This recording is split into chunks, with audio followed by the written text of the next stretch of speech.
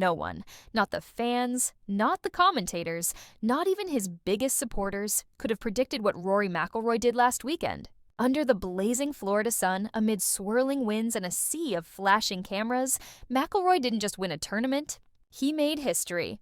For months, whispers had filled the golf world. Some said he'd lost his spark. Others claimed his swing was gone for good. A few insiders even suggested the PGA had quietly moved on from him, betting on younger stars to carry the sport's torch. But Rory heard every word. He didn't clap back online or release any emotional statements. He just went silent and started working in the shadows. When he stepped onto the tee at TPC Sawgrass, there was something different in his eyes. The calmness, the quiet intensity. You could almost feel the electricity in the air.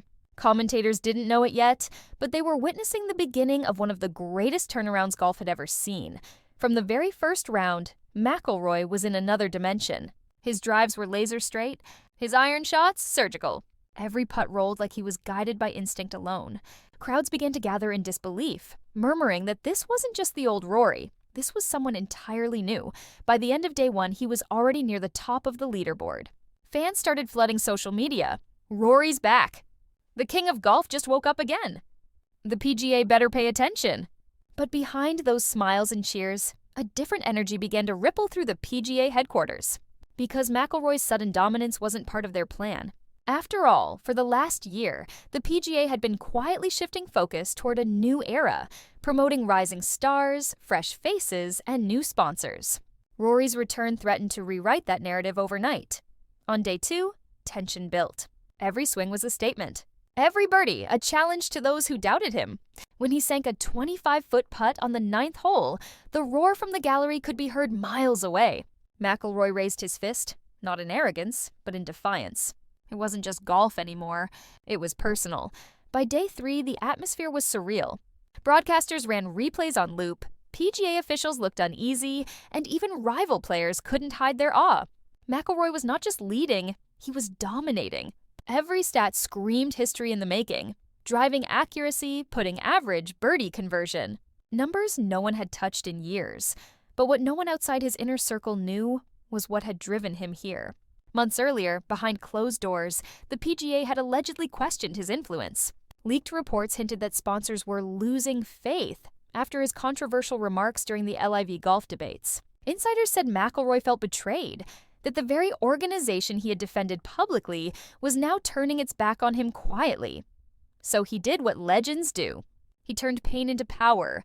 As the final round approached, fans could sense something massive brewing.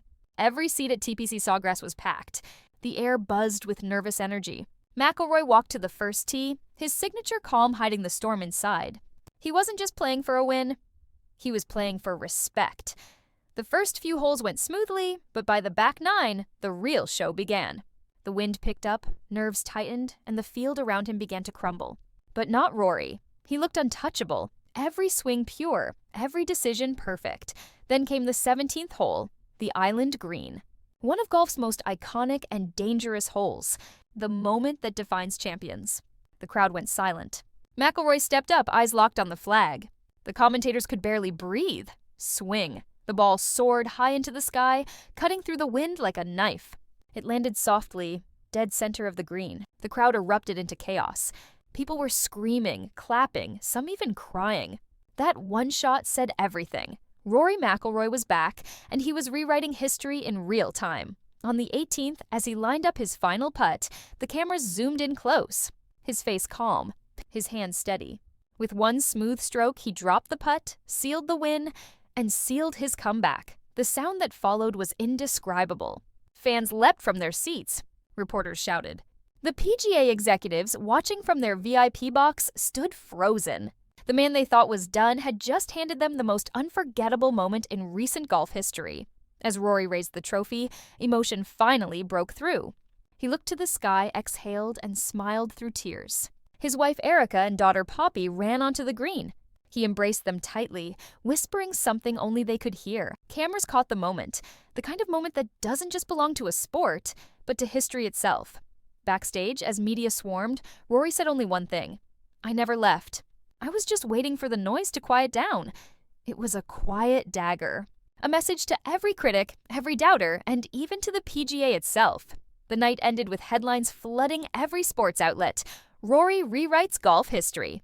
The PGA stunned by McIlroy's unreal comeback. The champ is back and stronger than ever. But behind the celebrations, a storm was brewing inside the PGA offices. Because Rory's win didn't just shake up the rankings, it threatened to expose something the organization had tried hard to bury, and that's where the real story begins. As the champagne sprayed and cheers echoed through TPC Sawgrass, very few people realized what was happening behind the scenes.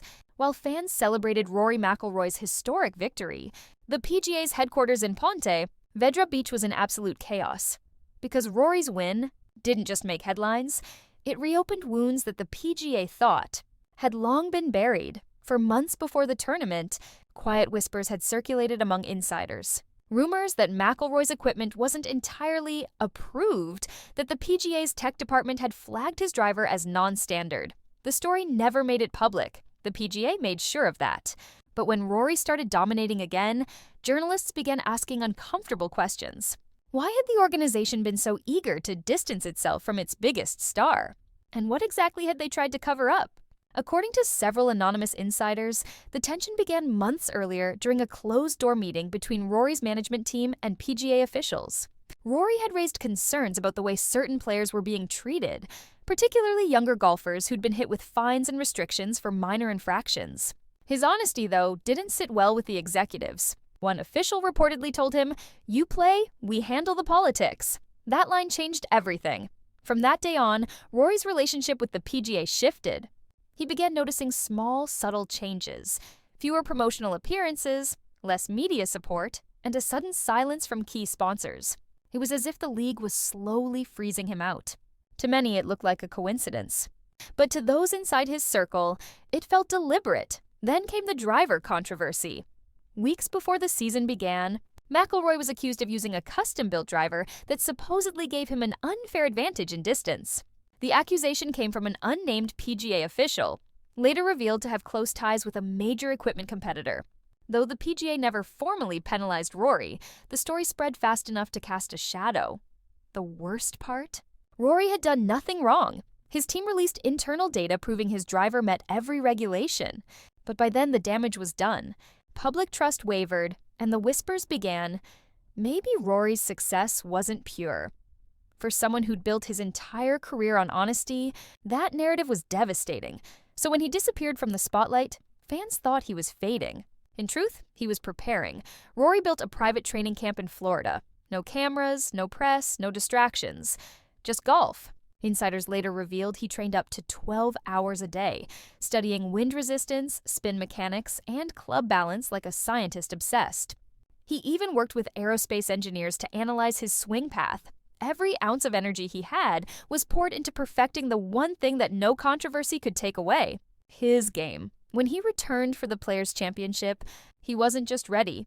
He was unrecognizable, calm, focused, dangerous.